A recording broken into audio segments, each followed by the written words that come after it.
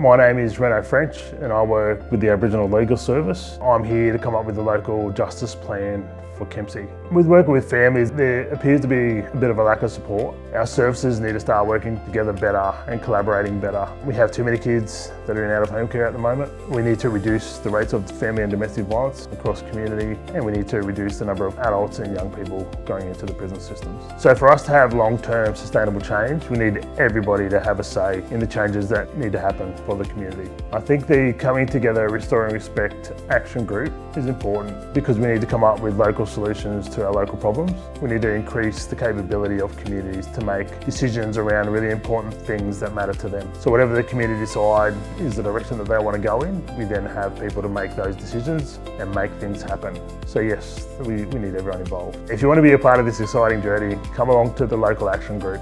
This is about the whole of community making changes for community. We'd love to hear from you what positive changes you'd like to see locally.